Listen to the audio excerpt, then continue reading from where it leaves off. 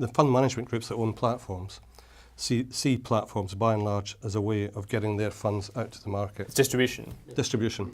And we've seen examples where half the funds on that platform were for the home fund manager. They were home funds, so that's where there's obviously Why has that happened? Why do you think that's happened?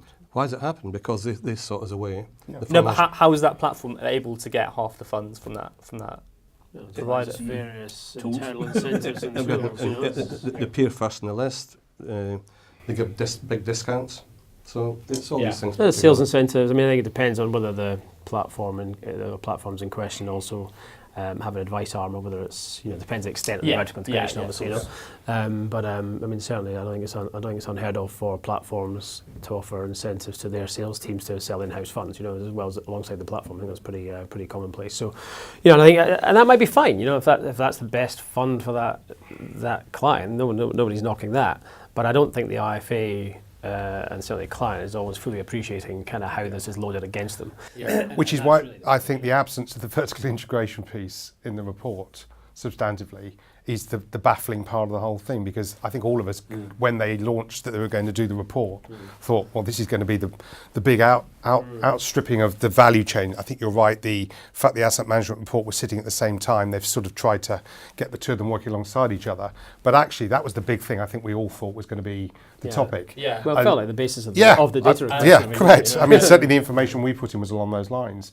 And that's, to my point again, is if this report ends up narrowing down to these 1 or 2 basis points floating around, whether or not this is part of the advice process or part of a platform, compared with the bigger picture of the full 150, 200 basis points and how that's divided up, feels to me as though we're microanalyzing the 1 point. And it's probably worse than that. The most expensive platforms in the market are the vertically integrated, where you've got restricted sales force. I think that's universally true, and it's completely missing from the study. Moving on slightly, guys, I'm going to ask you a quick fire question. We'll start with Alistair. So, Alistair, do you offer discounts for advisors based on how much business they place with you? We don't specifically have a discount tariff, but if we have a large distributor where we are sitting working and have decided to align some technologies or streamline some processes, or we can move data more effectively, and we can pass that value back to the charge we make to the customer, because ultimately the customer will get the discount. Yeah, the customer will get the discount. So that's how we will feed it back. We don't give discounts to the distributor for them to trade off. That will be something that will benefit the end investor. That's how we see the value being delivered back. Obviously you're starting. Well, we're starting again, so, but I mean, I don't see why an advisor firm shouldn't benefit from volume. One assumes, but it's totally independent, one assumes it's benefited the platform as well. So if the platform is going to get a benefit because they've got, 500 million or $1 billion with one particular advisor firm, why shouldn't their clients benefit from that too? So you'll offer them going forward? Well, yeah, definitely. Yeah, volume related completely. Bill? We're the same. It's not a rate card, but if a firm comes along and offers a couple of $100 million, we'll do a deal with them.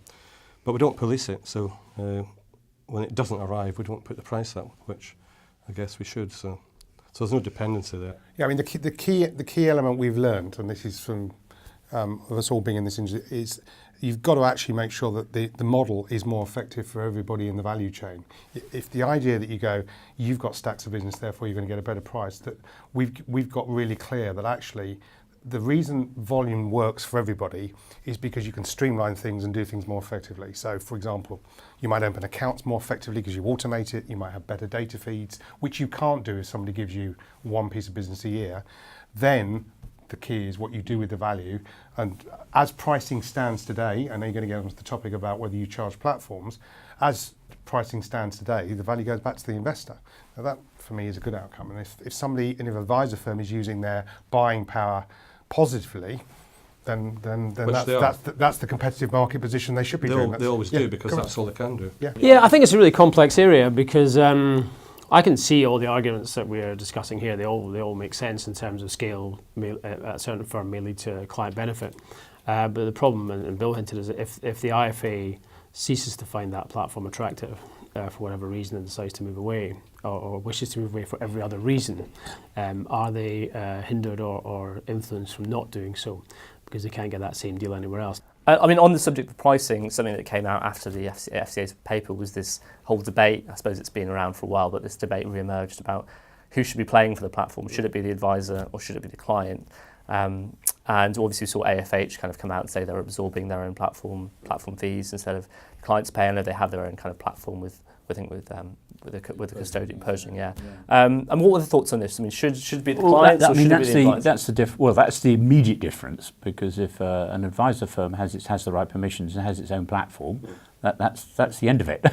They obviously, it's part of their technology then, and there's a bundled price for the whole service, which the client likes or doesn't like. It's vertically integrated. It's vertically integrated. Well, you can be independent and do that. Yeah, but still vertically integrated. You can be independent, vertically absolutely, integrated. yeah. And but there's another one, which is where you actually have to select. You still have a duty to select a platform. In other words, you haven't got that platform permission. You have to choose the platform. You can still, of course, make the decision to absorb it within your own, and then it's a decision about the cost, isn't it? Because you might be absorbing the cost of a slightly more expensive platform instead of a less expensive platform, and but for the client, he only sees one price. But I think this debate's going on ever since I've been involved in the platform world, and I suspect in 10 years' time we'll be having the same conversation. I think most firms will go, you pay that for the platform. I think the issue the regulator's getting at is, and it goes back to our earlier conversation, are there things that are being done here that are really for your benefit? Yeah. And what is really a benefit that the customer should genuinely be paying for? And I go back to the point I made earlier. The closer it is to the functionality of the platform, then I'm relaxed that that's explicitly charged by the client. When the advisor's using it as a substitute for something else they may pay a license fee for, you may then argue it should be managed in a different way.